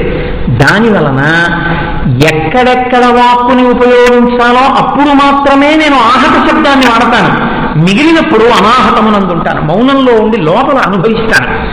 కాబట్టి ఈ కనపడుతున్న బ్రాహ్మణుళ్ళ అనవసరంగా వ్యాకరణ సూత్రాల్ని అదే పనిగా వెల్లవేస్తూ వాగకుండా లౌకిక ప్రయోజనాల్ని ఆశించడం కన్నా లోపల అనాహతాన్ని పట్టుకోవడంలో ఉన్న ఆనందం చాలా గొప్పదని చెప్పినటువంటి మా గురువుల యొక్క అనుగ్రహం లాంటి అనుగ్రహం ఈ బ్రాహ్మణుడికి లభించలేదు. అందుకే ఇలా పతనం అయిపోయాడు ఇంత వయస్సు వచ్చిన. కాబట్టి నాకు ఇటువంటి అదృష్టాన్ని కటాక్షించినటువంటి గోవిందపాదులు ఉన్నారే, వారికి నమస్కారం. అందుకని వారి అనుగ్రహంతో ఇవాళ నేను జగద్గురువునై ఉద్ధరించగలుగుతున్నాను వీళ్ళని. ఇలా ఒకటి ఉన్నది, దాని వైపుకు లోకాన్ని తిప్పాలన్న ఈ భావన నాకు కలగడానికి కారణం నా గురువులైన గోవిందపాదులు. ఎవరికైనా ఇటువంటి స్థితి రావాలంటే తన గురువుకి నమస్కారం చేయాలి. కాబట్టి గోవిందం భజ గోవిందం, మొదట చెప్పిన గోవిందం తన గురువుకి నమస్కారం అని నేను అంటాను. మీకేం అభ్యంతరం? శంకరుల నోటి వెంట అనవసరంగా 3 మాటలు ఎందుకు పడుతుంది? ఆయన అన్నారంటే 3 సత్యం. కాబట్టి ఆయన ఏదో క్రమాన్ని మీకు నేర్పుతున్నారు ఆ శ్లోకంలో అని నేను అంటాను. కాబట్టి ఒకసారి గురుస్మరణం చేశారు.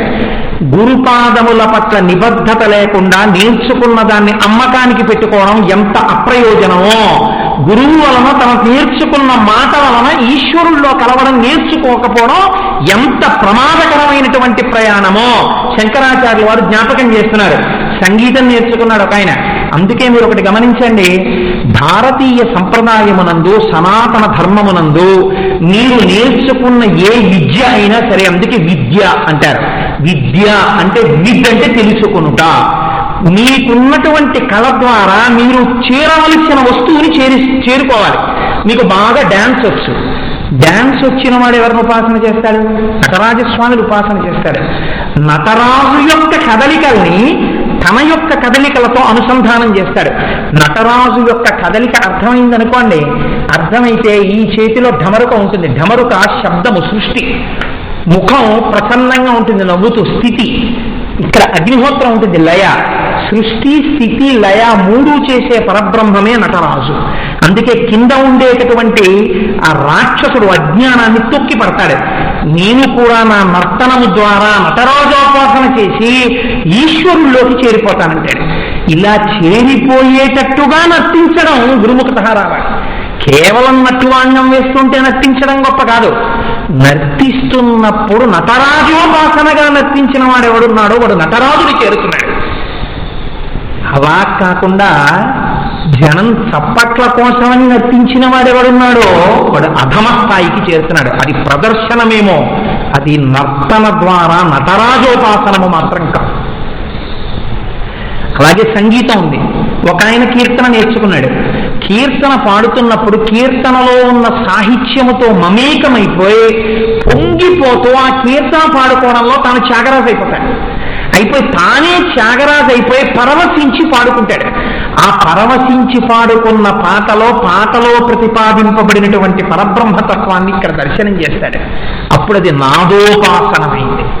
అలాగే నువ్వు నేర్చుకున్న వ్యాకరణం ద్వారా కూడా నువ్వు ఢమరుకు దర్శనం చేసి ఈశ్వరుల్లో కలవచ్చు. కానీ నువ్వు అలా కలవట్లేదు. అలా కలవలేకపోవడానికి కారణం ఏమిటి? నీకు గురువు యొక్క వాక్యాలు మనస్సులో ఉండకపోవడం. నీ గురువు నేర్పి ఉండి ఉండకపోవచ్చు అని శంకరులు మాట. వారే జగద్గురువులు. లోకంలో గురునింద చేయకూడదు. కాబట్టి గురువు చెప్పి ఉంటాడు, నువ్వు దాన్ని మనసులో పెట్టుకోలేదు. వ్యాకరణం నువ్వు వెళ్ళవేస్తున్నావు అంటే నీకు వ్యాకరణం గుర్తుంది, దాన్ని నమ్ముకోవాలని జ్ఞాపకం ఉంది, ఇంకా ట్యూషన్లు చెప్పాలని ఉంది, ఇంకా డబ్బు సంపాదించాలని ఉంది. కానీ దీని ద్వారా నువ్వు ఈశ్వరుణ్ణి చేరుకోవచ్చని కూడా నీ గురువులు చెప్పుంటారు. అది నీకు గుర్తు లేదు. నీకు గుర్తు లేకపోవడం అంటే నీకు గురువుల యొక్క అనుగ్రహాన్ని నువ్వు నిలబెట్టుకోలేకపోయావు. ఇవాళ నేను ఈ సన్నివేశం చూసి ఇంత చెలించిపోయేటట్టుగా నాకు అనుగ్రహం కలిగిందంటే నా గురువుల అనుగ్రహం నాకు నిలబడింది. కాబట్టి నేను నా గురువుల్ని స్మరిస్తున్నాను. కాబట్టి గోవిందపాదాచార్యుల వారిని ఆయన స్మరించారు. కాబట్టి మొదట గురుస్మరణం, 2 శివస్మరణం, 3 శిష్యులకి విష్ణు స్మరణం. అదేమిటంటే మీరు నన్ను అడగచ్చు. అంటే 3వ మాట అందుకుని గోవిందా పడింది. భజ గోవిందం భజ గోవిందం గోవిందం భజ మూఢమతే. ఇప్పుడు ఎందుకని ఆయన గోవిందనామం చెప్పిస్తున్నారు? ఇప్పుడు ఆయనకి గోవిందాతో శివ దర్శనం చేయగలరు, గోవిందాతో గురు దర్శనం చేయగలరు, గోవిందాతో విష్ణు దర్శనం చేయగలరు. ఎందుకు చేయగలరు? ఆయన చూస్తున్నది పైనున్న వేషాన్ని కాదు, లోపలున్న పదార్థాన్ని. నా కొడుకే పంచకట్టుకుని గాయత్రి చేసుకుంటున్నాడు, మా అబ్బాయేనండి అంటారు. అంతేగాని పంచకట్టుకున్నాడా అంటే ఈ వయసులో ఆ పంచకట్టుకున్నా గాయత్రి చేసుకోవడం ఏంటంటే నాకు సిగ్గు అనుకోండి, ఎవరండి ఆ అబ్బాయి అడిగితే కాసేపు ఆగి చెప్తానండి అంటాను. ఎందుకని? వాడు పంచకట్టుకున్నాడన్న భేషబుద్ధి నాకుంది. అదే వాడు ప్యాంటు షర్టు టక్ చేసుకొచ్చాడు అనుకోండి, మా అబ్బాయి అండి అని చెప్తాను. ఇందాక పంచకట్టుకున్నాడు వాడే అలాంటి పనులు చేసుకుంటాడు అంటాను. ఎందుకని? నాకు వేషం మీద కొంత రాగద్వేషాలు ఉన్నాయి. పదార్థమునందు నాకు మమేకం ఉందనుకోండి, వాడు తువ్వాలు కట్టుకున్నా, బనీన్ వేసుకున్నా, ప్యాంట్ వేసుకున్నా, పంచె కట్టుకున్నా, కుర్తాలాల్చి వేసుకున్నా మా అబ్బాయి ఏంటంటారు. పరబ్రహ్మము గురువుగా చూడగలరు శంకరాచార్యుల వారు. గురువే పరబ్రహ్మము. సదాశివ సమారంభాం శంకరాచార్య మధ్యమాం అస్మదాచార్య పర్యంతాం వందే గురు పరంపరాం. ఆ శివుణ్ణే తన గురువులో చూడగలరు, అజ్ఞాన విచ్ఛేదం చెయ్యగలిగిన వాడిగా. కాబట్టి గురువు పరబ్రహ్మమే. అందుకే గురుర్ బ్రహ్మ, గురుర్ విష్ణు, గురుర్దేవో మహేశ్వర, గురు సాక్షాత్ పరబ్రహ్మ. అందుకని గురువుని శివుడిగా, ఇప్పుడు గోవిందుణ్ణి శివుడిగా కూడా చూడగలరు, గోవిందుణ్ణి విష్ణువుగా కూడా చూడగలరు. కానీ ఇప్పుడు భజ గోవిందం అన్నప్పుడు గోవిందనామం ఎవరి కోసం అంటే శంకరులకి గోవిందనామం అవసరం లేదని నేను అన్ను. మహాభక్తి కలిగిన శంకరులకు కూడా గోవిందనామం అవసరమే. కానీ ప్రబోధం మాత్రం ఎవరికి చేయబడుతోంది? శంకరాచార్య స్వామి వారి యొక్క శిష్యులకు చేయబడుతోంది. అంటే అప్పుడు శిష్యులు ఉన్నారా అండి? శంకరాచార్యుల వారి వెనకాల ఉన్నారు, కొంతమంది శిష్యులు పెడుతున్నారు. అంటే గోవింద అని అనండి అని ఆయన చెప్పిన మాట ఆయన శిష్యులకేనా, మాకు కాదా? నేను మీతో ఒక మాట అన్నాను. శంకరాచార్యుల వారు మూఢమతేరి పిలిచినది వివేకంతో ఆలోచించి నేను కూడా అలా పిలవబడడానికి అర్హుణ్ణే అని మీరు అంగీకరించిన ఉత్తర క్షణంలో మీరు శంకరులకు శిష్యులయ్యారు. సంప్రదాయంలో శంకరాచార్యుల వారి దగ్గర అలా అంగీకరించి నమస్కరించిన వాళ్ళందరూ శంకరులకు శిష్యులే. మీరు శిష్యులు అవగానే ఇప్పుడు శంకరాచార్యుల వారు మీతో మాట అంటున్నారు, భజ గోవిందం గోవిందా అని అను. ఎందుకు అనాలా మాట? ఎన్నో ఉన్నాయి కదా నామాలు. లలితా సహస్రంలోనూ ఉంది గోవింద అని. లలితా సహస్రంలో ఎన్నో నామాలు ఉన్నాయి, శివ సహస్రంలో ఉన్నాయి, విష్ణు సహస్రంలో ఉన్నాయి. ఇన్ని నామాలు పక్కన పెట్టేసి శంకరాచార్యుల వారు కేవలం గోవింద నామాన్నే ఎందుకు అనమని చెప్పారు? భజ గోవిందం గోవిందా అని అను అని ఎందుకన్నారు అంటే ఈ ప్రశ్నకి సమాధానం విష్ణు పురాణంలో చెప్పారు. కృతాపి సర్వం పాపం. ఎన్ని పాపాలు మీరు చేసి ఉన్నా, ఎన్ని పాపాలు అన్న మాటకి మీరు ఒక్కటి బాగా జ్ఞాపకం పెట్టుకోవాలి. నేను మీకు ముందే మనవి చేశాను, మొహముద్గరం అనేటటువంటిది ఇంకా నేను కొంచెం సాధువాక్యంతో మాట్లాడుతున్నాను, అది మొహముద్గరం.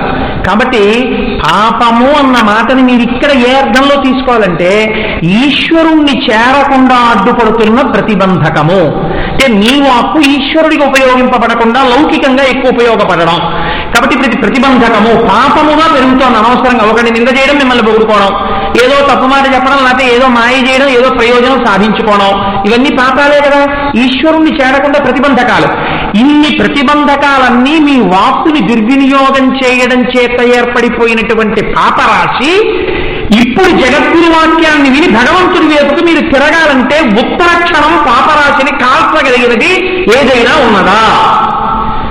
పెద్ద చెత్త పెరిగిపోయింది. ఇంత చెత్తని ట్రాక్టర్లు తీసుకొచ్చి ఎక్కడికో డంపింగ్ యార్డుకి తీసుకెళ్ళడానికి అంత స్టాఫ్ లేదు, అన్ని ట్రాక్టర్లు లేదండి. ఏకంగా ఇక్కడ 15 అపార్ట్మెంట్ల వాళ్ళు ఒక్కసారి సామూహిక గృహప్రవేశం చేసి ఇంతమంది భోజనాలు చేసి ఇదిగో పర్వతం అంతా చెత్త వేశారు. ఏం చేయమన్నారు అనుకోండి, ఒక్కటే ఉపాయం, దాని మీద తీసుకొచ్చి కొంత కెరసనాయిలు పోసి అంటించేయండి అంటారు. కాబట్టి ఇప్పుడు ఏం చెయ్యాలి? ఇంత పాపరాశిని ధ్వంసం చెయ్యగలిగినటువంటి నామం ఏదుందో అది పలకాలి. ఆ నామమేది అంటే విష్ణు మహాపురాణం నిర్ధారణ చేసింది. ఎన్ని నామములైనా ఉండి ఉండవచ్చు విష్ణు సహస్రంలో. పాపధ్వంసం చెయ్యగలిగిన నామము మాత్రము గోవిందనామమే. కాబట్టి ఇప్పుడు నిన్ను ఈశ్వరుడికి వైపుకి చేరకుండా అడ్డుపడిన ప్రతిబంధకాలు ఉన్నాయి. ఇవి కాలిపోతే నా మాటలు నీకు బాగా అర్థం అవుతాయి. అంటే శంకరాచార్య స్వామి వారి మాటలు బాగా వినపడతాయి లోపలికి. నీ మనస్సు అటువైపుకి తిరుగుతుంది. అలా తిరగాలంటే గోవిందా అని మనస్ఫూర్తిగా ఒక్కసారి భజ గోవిందం. ఇప్పుడు ఈ గోవింద విష్ణు సహస్రంలో ఉన్న విష్ణు స్వరూపమైనటువంటి నామం. అయితే గోవింద నామానికి అంత శక్తి ఎలా వచ్చిందంటే మిగిలిన వాటికి ఎందుకు లేదు అని మీరు నన్ను అడగచ్చు. మిగిలినవి భగవంతుని యొక్క తత్వ పరిశీలనము చేత వచ్చినటువంటి నామములు. విశ్వం అనే నామం ఉందనుకోండి, అది ఆయన గెలుచుకోలేదు. ఆయన తత్వాన్ని పరిశీలన చేసి భీష్మాచార్యుల వారు అంపశయ్య మీద పడుకుని విశ్వం అన్నారు. లోకంలో నామరూపాత్మకముగా అంతటా ఉన్నవాడివి నువ్వే అని చెప్పడానికి విశ్వం అన్నారు. ఈశ్వరుడు స్వప్రయత్నంతో సంపాదించబడిన నామం గోవిందనామం. మిగిలినవి వ్యాఖ్య చేత వచ్చాయి. ఒక్క గోవిందనామం మాత్రం ఆయన ఏదో ఒక్క గంటో ఒక అరగంటో ఎవరినో రక్షించో ఆయన సంపాదించుకోలేదు. 7 రాత్రులు 7 పగళ్ళు కష్టపడి సంపాదించుకున్న నామం గోవిందనామం. ఈశ్వరుడు సంపాదించి బిరుదు సంపాదించుకోవడం ఏంటండి? అదే భాగవతంలో అంతట్లోకి మకుటాయమానమైనటువంటి ఘట్టం. ఎందుచేత అంటే తన చేత అధికారము పొందినటువంటి ఇంద్రుడు ఎవరు తనకి వర్షం కురిపించే అధికారం ఇచ్చారో ఆయన మీదే తిరగబడ్డాడు. నా అంతవాణ్ణి నేను స్వతంత్రుణ్ణి అన్నాడు. ఇప్పుడు ఆయన అహంకారం అనచడం కోసమని ఇంద్రయాగం మాన్పించి గోవర్ధన యాగం చేయించాడు. ఆయన గోవర్ధన పూజ చేయిస్తే ఇంద్రుడికి కోపం వచ్చింది. భజగోవిందం మొదలెట్టే ముందు వర్షాలు కూడా అలాగే వచ్చేలా ఉన్నాయి. అందుకని ఇంద్రుడు ఏం చేశాడు, మీరు వెళ్ళి ఎడతెరిపి లేని వర్షాలు కురిపించండి. ఎలాంటి వర్షాలు అయి ఉండాలి అవి?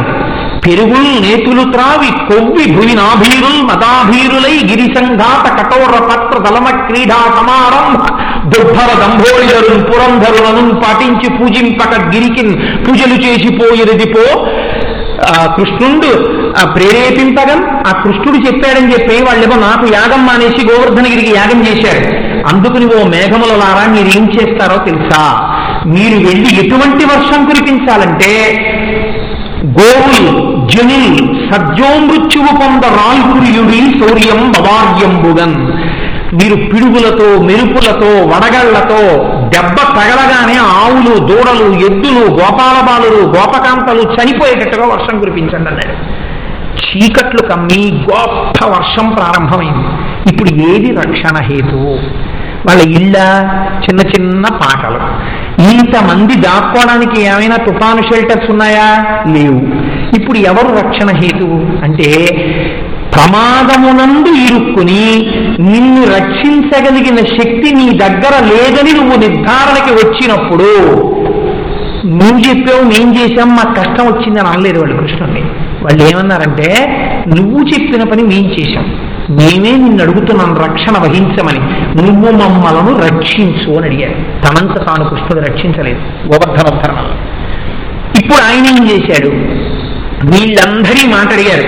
సరే అయితే మిమ్మల్ని వర్షాలు అవి ఏమీ చేయలేకుండా ఆనాడు కుచేరుడికి ఎలా ఇచ్చానో అలా మీ అందరికీ మంచి ఆర్సీసీ స్లాబ్తో బిల్డింగ్స్ ఇచ్చేస్తున్నాను అని ఇలా అనలేదు. తాను కష్టపడ్డాడు, సుఖం వాళ్ళకి ఇచ్చాడు. అది విచిత్రం. ఎలా కష్టపడ్డాడు? మాయా మర్మం ఇవి చేయలేదు, ఒక పెద్ద బోధ చేశాడు. ఏ గోవర్ధనుడికి పూజ చేయమని చెప్పాడో ఆ గోవర్ధనాన్ని ఆ పర్వతాన్ని చిటికిన వేలు మీదెత్తి పైన పట్టుకున్నాడు. బాలుండాడుతునాథపత్రమని సంభావించి పూగుత్తి కింగేలం దాల్చిన లీలలే నగవుతో కృష్ణుండు తానం మహాశైలమ్మున్ వలకేల దాల్చి విపులక్షత్రంబుగా పట్టే తద్భీలాభ్రచ్యుడు శిలాచకిత గోపీ గోప గోపంతి కిందంటారు పోతగారు. ఆ ఆవులు దూడలు గోపబాలురు గోపకాంతరు అందరూ కొండ కిందకి వెళ్ళారు. అయ్యబాబోయ్, బయట ఉంటే వడగళ్ళు పడతాయి, కాళ్ళలో చేతిలో విరుగుతాయి. లోపలికి వెళ్ళాక కృష్ణుడికి అని కొండ వదిలిచ్చాడు అనుకోండి, అమ్మ బాబాయ్ నేను మొయ్యలేనని. ఇంకా తర్వాత ఎవరిది శవం ఎవరిదో గుర్తుపట్టడానికి కూడా అవకాశం ఉండదు. ఆ పర్వతం కిందే సమాధి అయిపోతాం. అందుకని ఎక్కడ తక్కువ రిస్క్ ఉందంటే బయట నించోవడంలోనే. అందుకని కొండ కిందకి వెళ్ళొద్దని కొంతమంది బయట నించున్నారు. వెళ్ళని వాడిది తప్ప ఎత్తిన వాడిది తప్ప. ఎత్తిన వాడి మీద నమ్మకం పెట్టుకుని వీళ్ళు వెళ్ళాలి కొండ కిందకి. వీళ్ళు వెళ్ళలేదు.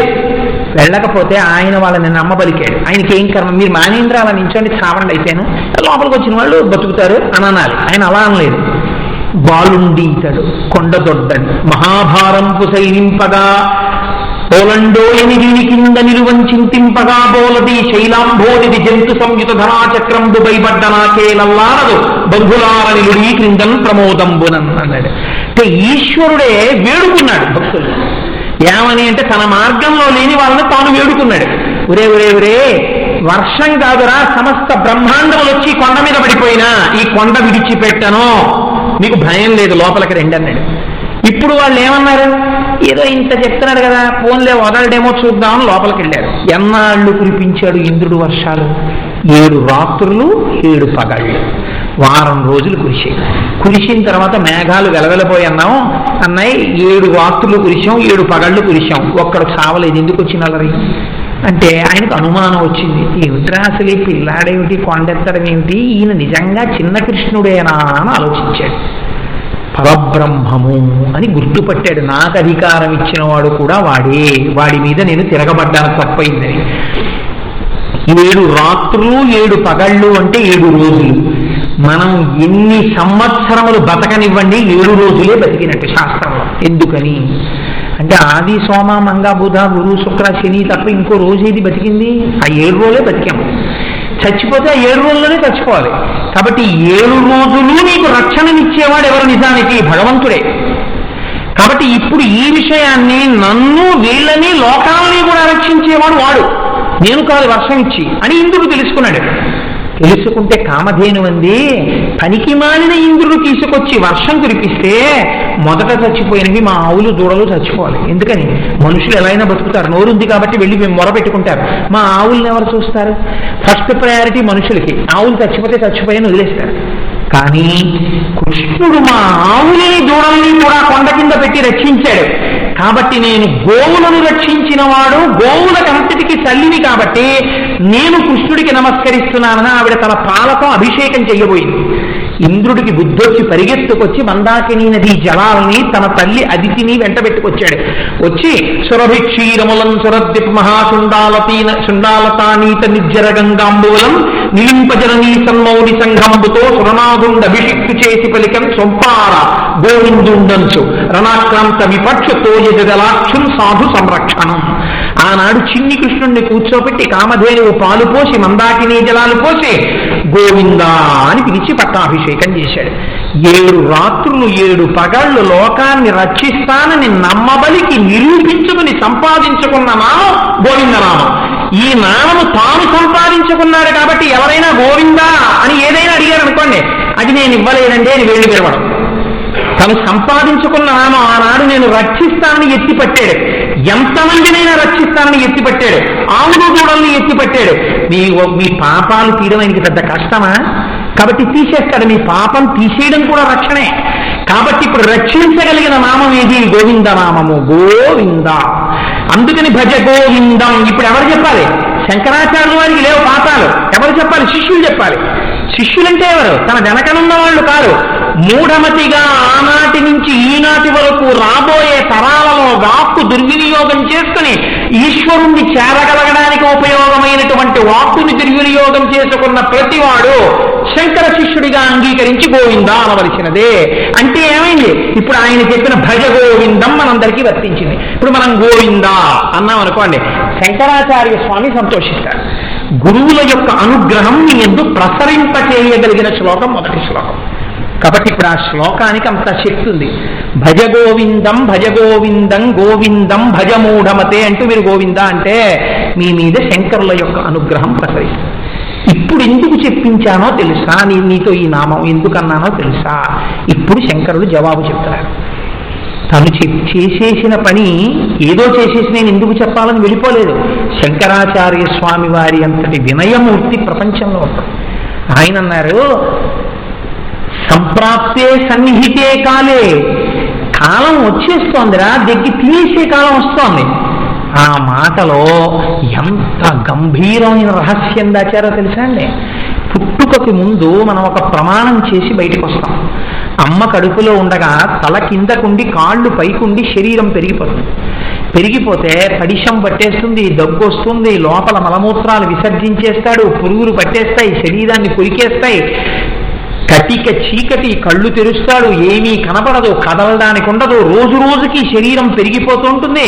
నేను పోని డైటింగ్ చేస్తానంటే కుదరదు, మార్నింగ్ వాక్ కుదరదు, నాభిగొట్టంలోంచి అమ్మ తిన్నది లోపలికి వెళ్ళిపోతూ ఉంటుంది, శరీరం పెరుగుతూ ఉంటుంది, దుర్వాసన, పుల్లటి కంపు ఉండలేక ఈశ్వర స్తోత్రం చేస్తాడు. అప్పుడు పూర్వజన్మలలో చేసిన పాపాలన్నీ జ్ఞాపకానికి వస్తాయి. అందుకని గర్భస్థము నరకము. ఇప్పుడు ఈ నరకం అనుభవించి ఈశ్వరుణ్ణి అడుగుతాడు, ఈశ్వరా ఇంక నేను ఉండలేను, ఇక్కడ నవమాసంబులు తల్లి గర్భమున నానారోతలంచిక్కి నాకు ఇసుమంత అవకాశంబు లేక బ్రతికితిన్, నాకు ఇంత అవకాశం లేదు కదలడానికి కూడా, నీ సకృపన్ నన్ను బయటికి తోసేయండి. అంటే ఈశ్వరుడు అంటాడు, బయటికి తోశానంటే నీకు కొన్ని ఊపిరులు ఇస్తాను, కాలమునందు ఆ ఊపిరిలు పూర్తయ్యే వరకు నువ్వు ఈ శరీరంతో ఉంటావు, ఏం చేస్తావు బయటికి వెళ్ళని అడుగుతాడు.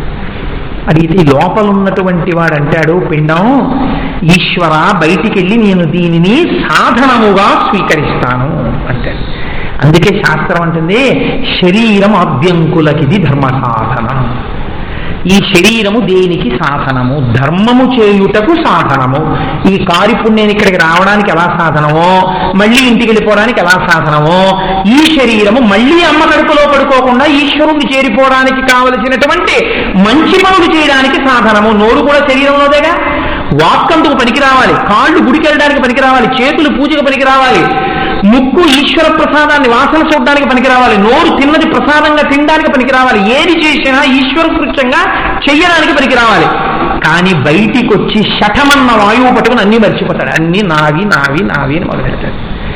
కాబట్టి ఇప్పుడు శంకరాచార్యులు వారు అంటున్నారు, ఇలా చూపించి అస్తమానం దీనికోసం ఇన్ని చేస్తున్నావు, దీని యందు ప్రధాన ప్రయోజనము నీకు కొన్ని ఉన్నాయి, అవే అర్థకామములు. నీ జీవితం అంతా ఈ రెండింటికి ముడేశావు. ఒకటి అర్థము, డబ్బు డబ్బు డబ్బు డబ్బు, ఇది జీవితంలో నీకు ఎప్పుడు అసలు దీని గురించి తెలియడం మొదలు పెట్టావు. రేపు విచారణ చేస్తాను దాన్ని. రెండవది కామము, అర్థము తర్వాత కామం వస్తుంది.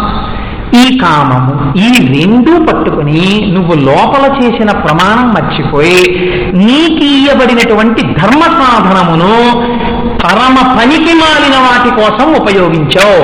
ఇంత ఉపయోగిస్తే నువ్వు కొన్ని కోట్లు తీసుకొచ్చి అక్కడ పెట్టావు. ఇన్ని కోట్లు సంపాదించావని కానీ ఏమీ సంపాదించలేదని కానీ కాలము ఆగదు. కాలం ఏం చేస్తుంది? ఈశ్వరుడు లోపల కూర్చుని చిత్రంగా కూర్చుని గుప్తంగా లెక్కెడుతూ ఉంటాడు ఊపిర్లు. ఆ ఊపిర్లు అయిపోగానే ఆయన చేసేటటువంటి పని ఏమిటంటే, అని తీశాక ఇంకా విడిచిపెట్టక్కర్లేదు అని ఆయన అనుకున్నాడు అనుకోండి, లెక్క అయిపోయిందంటే దూకేస్తాడు బయటికి. కాబట్టి లోపలికి తీసిన ఊపిరి బయటికి వదలకపోయినా మృత్యువే, బయటికి వదిలేక ఇంకా లోపలికి తీయక్కర్లేదు అయిపోయాడు అనుకోండి, మృత్యువే. కాబట్టి నీతో మృత్యువు నడుస్తోంది. ఈ కాలములో ఈ ఊపిరి ఎప్పుడు ఆగుతుందో నీకు తెలియదు. ఇంకా ఏదో ఉంటానని చెప్పడానికి నీకు ఎవరు చెప్పారు ఎన్నాళ్ళు ఉంటావని? ఏమి నమ్మకం? అత్యంత నమ్మకం లేనిదేదో అది ముందు చేసేస్తాం లోకంలో. శరీరము ఉంటుందన్న నమ్మకం, ఎన్నాళ్ళు ఉంటుందన్న నమ్మకం తెలియదు. తెలియనప్పుడు ముందు ధర్మం చెయ్యాలి, ముందు దీన్ని ఎక్కువగా ఈశ్వర సేవకు ఉపయోగించాలి. అది మానేసి నువ్వు ఇతరం వైపుకు వాడుతున్నావే, ఇది నా బాధ. శంకరాచార్యుల వారి బాధది. వ్యాకరణ సూత్రాన్ని ఆధారం చేసుకుని ఢమరుక దర్శనం మానేశావు. వ్యాకరణ సూత్రాన్ని అడ్డు పెట్టి ఇంకా రూపాయలు సంపాదించాలనుకుంటున్నావు. ఎంత తప్పు పని చేస్తున్నావు? అయిపోతోంది జీవితం. నహి నహి గచ్చతి డుక్రూంకరణే. ఈ వ్యాకరణ సూత్రం ఢమరుక దర్శనానికి పనికి రాకపోతే నిన్ను ఉద్ధరించడానికి వ్యాకరణ సూత్రము ఉపయోగపడదు. అదే వ్యాకరణ సూత్రం ఢమరుక దర్శనం వైపు తిరిగితే ఖచ్చితంగా రక్షిస్తుంది. అదే నాట్యం నటనాలోపాసనం అయితే రక్షిస్తుంది. అదే వాక్కు భగవంతుడి గురించి అయితే రక్షిస్తుంది. అదే వాక్కు పనికిమాలింది అయితే బంధిస్తుంది. అదే పాట నాదోపాసనం అయితే రక్షిస్తుంది. అదే కచేరీ డబ్బుల కోసం, కీర్తి కోసం, బిరుదుల కోసం తిరిగితే కట్టి కుడిపేస్తుంది. కాబట్టి ఏమైంది? నీకున్న దానిని నేను వినియోగించుకోవట్లేదు. వినియోగించుకోవలసిన రీతిలో కాశీలో నిలబడి, ఇటువంటి క్షేత్రంలో నిలబడి. కాబట్టి నీకన్నా అవివేకంతో ఉన్నవాడెవరు? కాబట్టి ఇప్పుడు నిన్ను ఉద్ధరించడానికి హే బ్రాహ్మణ అని పిలవచ్చా? పిలవకూడదు. మూఢమతే అని నిన్ను పిలవవలసిందే. నిన్నే కాదు, అలా పిలవబడడానికి మేము యోగ్యులనే ఎంతమంది ఎన్ని తరాల తర్వాత కాలమునందు పుట్టి కాలమునందు వెళ్ళిపోయేటటువంటి సమస్త జగత్ శంకరాచార్యుల వారి శిష్యులుగా అంగీకరింపబడి నిలబడితే అటువంటి వారందరికీ కూడా మోహముద్గరం ఉపయోగపడి కాలాతీతులు కావడానికి ఉపయోగపడవలసినటువంటి బోధ ఎక్కడ తప్పు జరుగుతోందో కాలములో ఇప్పుడు శంకరాచార్యుల వారు వివరణ చేస్తారు. తర్వాత నుంచి ఒక్క మాట అన్నందుకు వివరణాత్మక రూపమైనటువంటి బోధ ఉపదేశం శంకరులు చేస్తారు. ఆ బోధ ఏమిటో రేపటి రోజున మీరు అవసరిద్దురుగానే మొదటి శ్లోకాన్ని మీకు కొంతవరకు అర్థమయ్యేటట్టుగా నేను ఆ నేపథ్యాన్ని ఆవిష్కరించగలిగాను అని అనుకుంటున్నాను. ఎందుకంటే ఆ శ్లోకం గురించి చెప్పకపోతే అసలు మోహముద్గరం గురించి చెప్పడం అసందర్భం, అర్ధరహితం అయిపోతుంది. మిగిలిన శ్లోకాలు కావాలంటే కుదించచ్చు, కానీ ఈ శ్లోకాన్ని కనీసం కొంతవరకైనా ఆవిష్కరించాలి. అసలు ఈ శ్లోకం మీద 3 నెలలు ప్రసంగం చేయాలి, ఒక్క శ్లోకం చాలు ప్రసంగం చేయాలి, కానీ కొంతవరకు ఆవిష్కరించే ప్రయత్నం చేశాం.